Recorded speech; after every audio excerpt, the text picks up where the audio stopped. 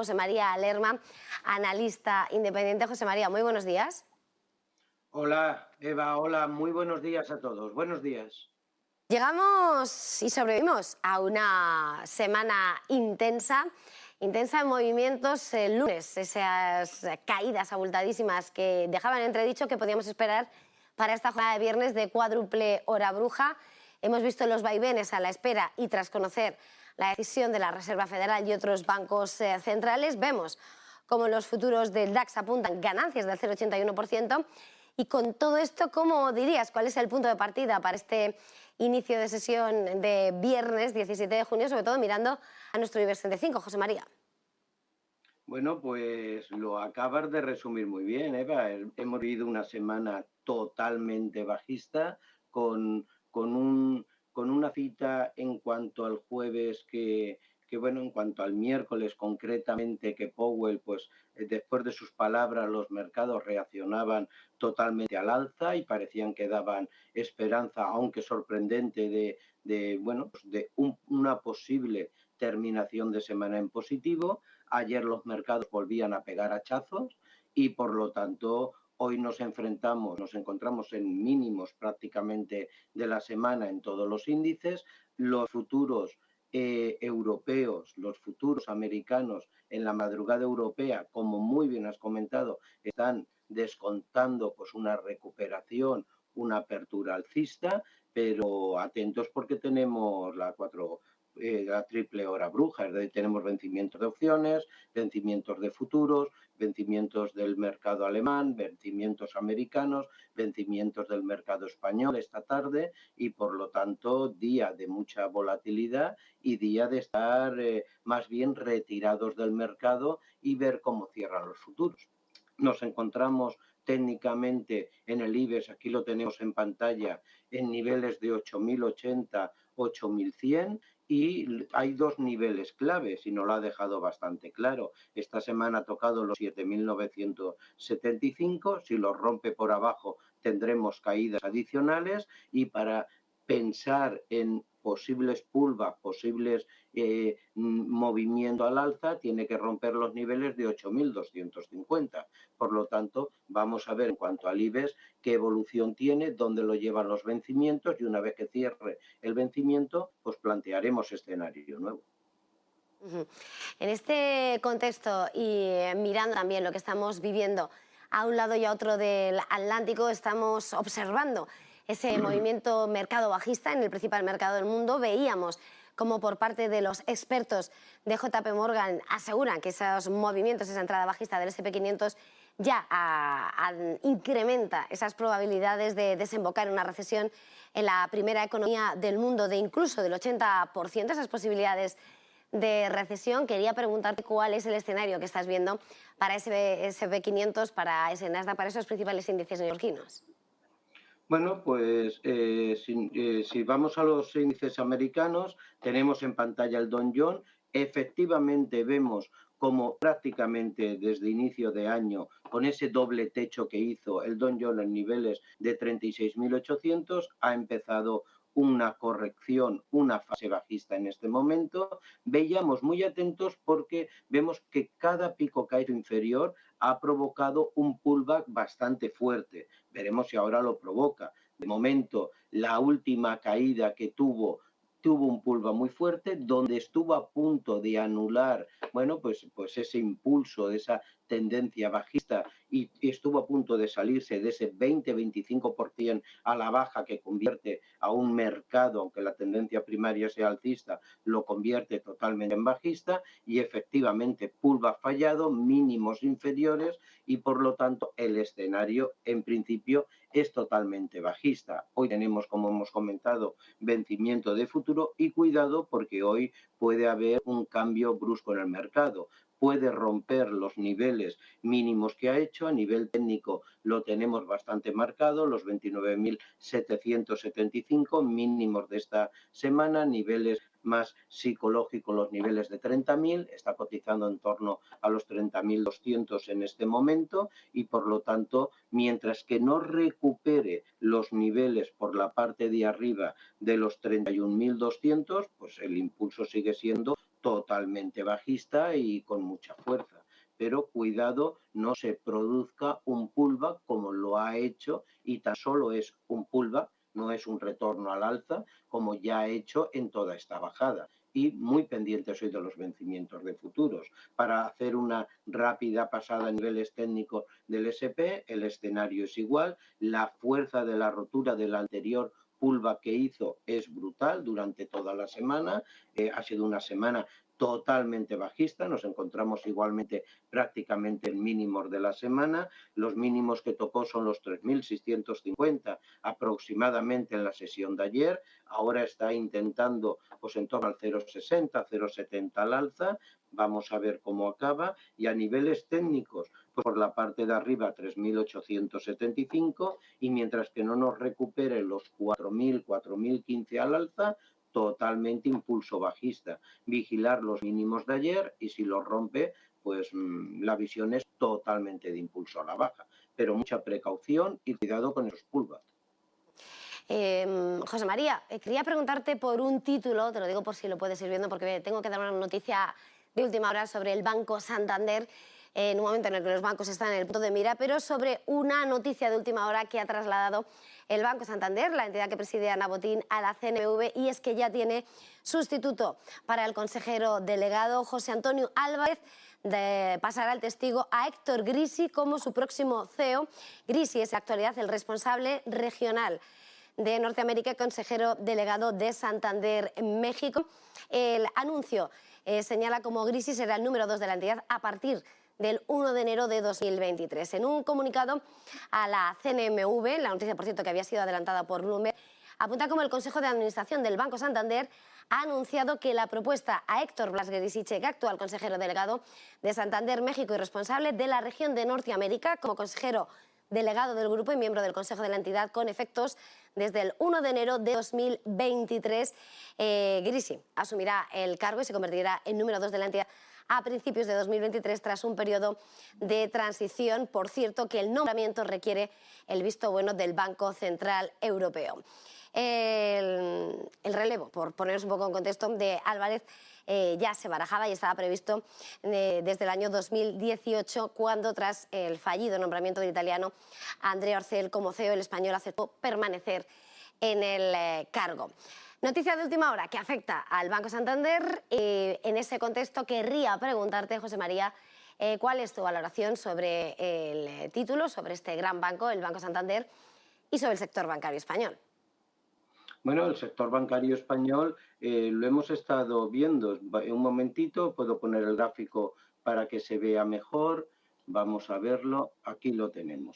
Aquí tenemos la evolución que ha hecho el Banco Santander en diario en las últimas sesiones. Y bueno, en principio la banca es un sector que ante la subida de tipos de interés puede ser bastante beneficiada de aquí a final de año. Otra cosa muy diferente es luego lo que se pueda incorporar motivado por una desaceleración de la economía, por un aumento de la morosidad, etcétera. Eso será una segunda parte que podremos barajar y podemos analizar con unos cuantos meses más de profundidad. Pero en principio la banca puede ser un gran beneficiado en este aspecto. Vemos como el Santander, con todo el bajón que han tenido los índices, al igual que otros en cualquier otro sector en este momento, pues ha tenido una semana muy bajista, perdiendo desde los 3. A nivel técnico, los niveles que se encuentra ahora, 2,60, incluso un poquito más de caída a niveles de 2,50, pues está demostrando que durante todo el año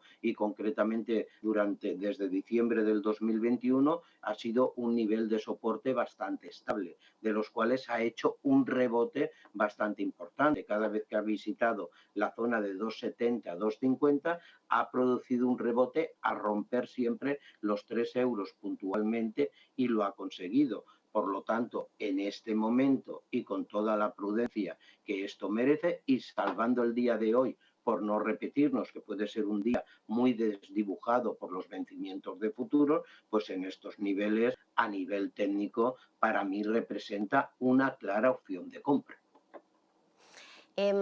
Hablamos del sector bancario, hablábamos del Banco Santander con esa última hora que prepara ya ese relevo.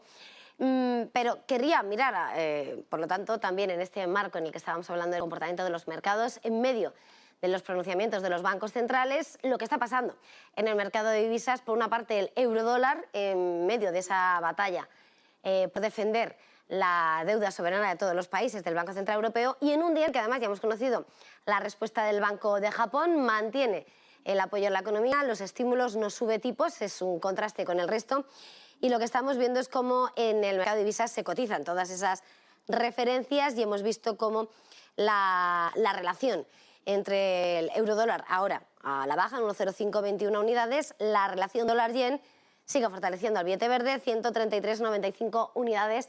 ¿Cuál es la perspectiva? ¿Qué es lo que estamos viendo en este campo, José María? Bueno, pues por una parte, pues lo que has comentado, hoy a las 5 de la madrugada, hora europea, como muy bien has comentado, el Banco de Japón, el Banco Central, ha dado la noticia, mantiene sus tipos en negativo, compras ilimitadas de la deuda que tienen, con compromiso a 10 años del 0%, y por lo tanto vemos, y si lo ponemos en horario, vemos cómo, tras conocerse la noticia, el par el par dólar-yen ha tenido un leve descanso y, bueno, la ha durado una hora. Vemos como en esta segunda hora después de conocerse la noticia, vemos como el dólar vuelve a coger fuerza. Si miramos el gráfico de lo que ha hecho, bueno, la situación es totalmente de fortalecimiento del dólar y una devaluación, totalmente del yen.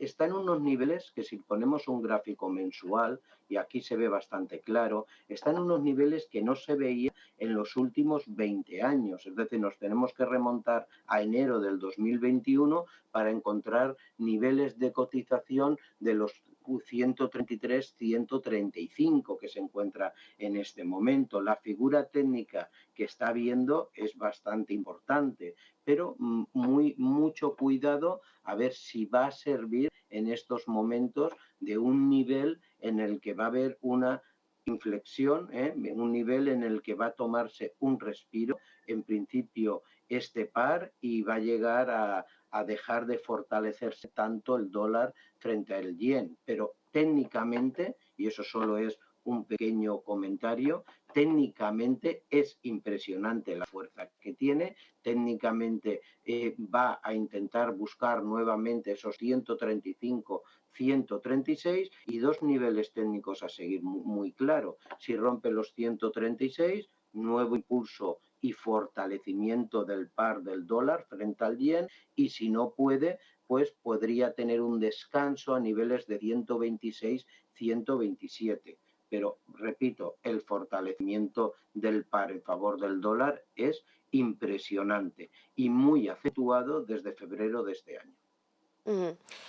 Antes de mirar al mercado de las criptodivisas, ya que hablamos de divisas, siempre en nuestra cita, nuestro último comentario de la semana contigo, José María, siempre mira a ese mercado. Quiero que pasemos antes por lo que, sin lugar a dudas, es otro de los termómetros de la situación actual. Vemos al Brent en $119, vemos al West Texas en $114,44 en una semana en la que igual le veíamos superar los 122, y la onza de oro que hoy también a la baja, a esta hora $1.849.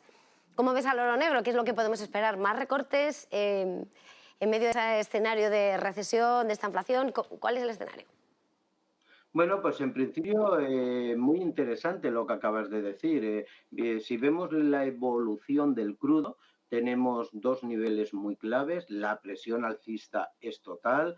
Todo lo que se nos viene por delante implica que podría tener una vuelta a sus niveles máximos. Hay que recordar que la producción de refino en combustibles está prácticamente superando el 90%, que en Estados Unidos nos encontramos en una época que vamos a entrar de julio y agosto, donde más combustible se gasta que en todo el año, y por lo tanto, aunque veo que podemos tener cara a julio y agosto otra vez una tensión en el crudo y buscar los 122, 124, 126 dólares y volver a los máximos que hizo en febrero, de momento pienso que este recorte que está teniendo lo va a pronunciar, va a seguir el recorte que inició hace 7 semanas y ayer en un análisis ya ponía precio, es decir, lo que haga el mercado no lo sabemos, si no hagamos de adivinos, veremos porque la presión es alcista, pero en este momento los cortos, en este momento los precios pienso que van a ir cediendo y van a buscar niveles en inicio de 108, 110, $106. Por lo tanto, para las próximas sesiones pienso que el crudo va a seguir bajando, va a buscar niveles, ya digo, entre 106, 108, $110, manteniendo su nivel y su presión alcista. Y ya por terminar, mirando a las criptodivisas, ¿cuál es el escenario también inmerso en esas turbulencias como el resto del mercado?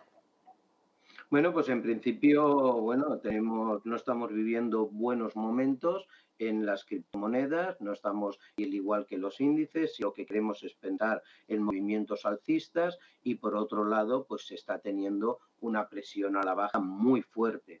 Nuevamente estamos teniendo y estamos viendo mínimos en la primera y en la segunda criptomoneda por capitalización. Aquí en pantalla tienen el Bitcoin. La semana pasada ya lo anunciaba y en el análisis de fin de semana de criptomonedas que suelo realizar en unas horas estará publicado este fin de semana, ya comentaba que la rotura del 25.000 daba opciones de bajada muy fuerte a 22.000 y esa rotura daba unos niveles de 19.800, 20.000. Bueno, ya lo tenemos ahí. Hemos visto como en la sesión de antes de ayer el Bitcoin intentaba romper esos 19.800, 20.000, de momento no lo ha conseguido y en este momento la presión es totalmente bajista y tenemos dos niveles clave. Uno por la parte de abajo, si nos rompe esos 19.800, cuidado porque la presión puede seguir a la baja a buscar niveles de 18.000,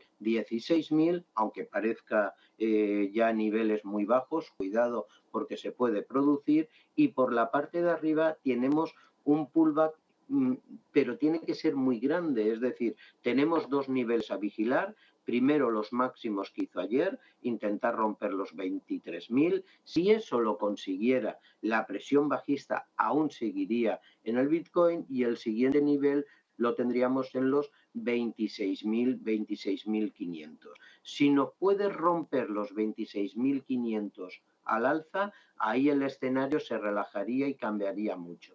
Pero mientras tanto, la presión sigue siendo totalmente bajista y este fin de semana puede tener mucha volatilidad. Vamos a ver cómo cierran los vencimientos y los mercados. Hoy, aunque hay vencimientos de futuros, el día 24, el viernes que viene, tenemos un vencimiento muy grande del Bitcoin y, por lo tanto, cuidado porque puede ser un fin de semana muy volátil. Si nos vamos al Ethereum, la segunda moneda por capitalización, el proceso bajista se ve en la pantalla, es brutal, intentaba romper esta semana los niveles que parecían increíbles hace unos meses, que lo pudiera alcanzar de los $1.000, intentaba tocarlos casi en los 1.025, de momento los ha aguantado, la presión sigue a la baja, es muy evidente y a nivel técnico tenemos dos niveles. Si rompe los 1.000, se potenciará aún más esa presión bajista sobre él. Vamos a ver si los aguanta o no. Tampoco echemos leña ni creemos ninguna alerta, pero la rotura de los $1.000 pues podría acentuar y presionar a la baja fuerte. Y por la parte de arriba hay dos niveles que estoy sacando en la pantalla. Mientras que no nos rompa los 1.250, la presión sigue siendo bajista. Si nos rompe, se abre un escenario diferente y tendremos que pensar en dos niveles al alza, que además los podría hacer con mucha rapidez, los 1.400 y los 1.650. Por lo tanto, repito, fin de semana que puede ser muy volátiles para las criptomonedas y para el Bitcoin y el Ethereum. Mucho cuidado porque nos enfrentamos a niveles mínimos no vistos en mucho tiempo y por lo tanto podemos tener mucha volatilidad. Pues José María Lerma, analista independiente, un placer haber tenido este primer análisis del día con cada viernes contigo. Feliz jornada y feliz negocio. Igualmente, mucha precaución y recuerden, vencimiento de futuros trae mucha volatilidad y hay veces que vale la pena estar de pesca y no arriesgar. Mucha precaución. Gracias.